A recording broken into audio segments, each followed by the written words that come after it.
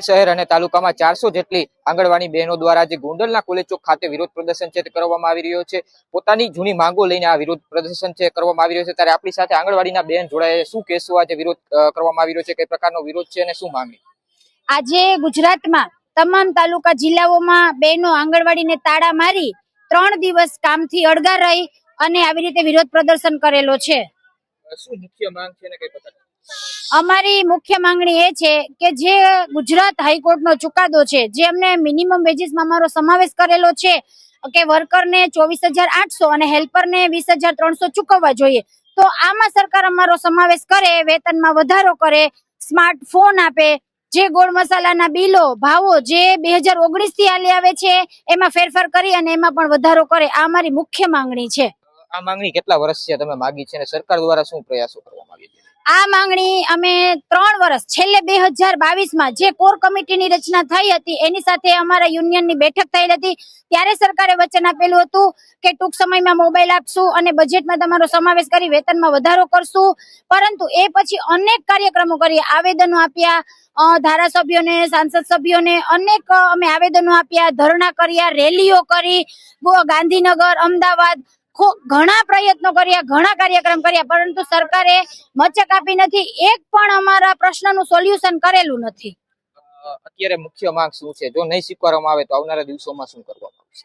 અત્યારે મુખ્ય માંગ એ છે કે દિવસે ને દિવસે કામનું ભારણ વધારે છે, ઓનલાઈન ઓફલાઈન તમામ કામગીરી, અમારે મોબાઈલમાં એટલી કામગીરી, નવી નવી એપ્લિકેશનો રોજ રોજ આવે છે, તો પોતાના અમે પર્સનલ મોબાઈલમાં આજે ઘણા સમયથી કામ કરીએ છીએ, તો સ્માર્ટફોન આપે અને કામનું ભારણ અથવા કા રજીસ્ટર કરવાના અને કા ઓનલાઈન કામગીરી કરવાની, જે એક કરે, ડબલ કામનું ભારણ છે તો કામનું ભારણ ઓછું કરે, જે વેતનમાં વધારો કરે, અમારો લઘુત્તમ વેતનમાં સમાવેશ કરે ને, આ અમારી મુખ્ય માંગણી છે કે અમારા વેતનમાં વધારો કરી ગુજરાત હાઈકોર્ટનો જે ચુકાદો છે ને ઈ સરકાર એનો અમલ કરે અને પરિપત્ર કરે અને એમાં અમારો સમાવેશ કરે। અત્યારે હાલ કેટલું વેતન છે અને તમારે કેટલી માંગ છે વેતનની?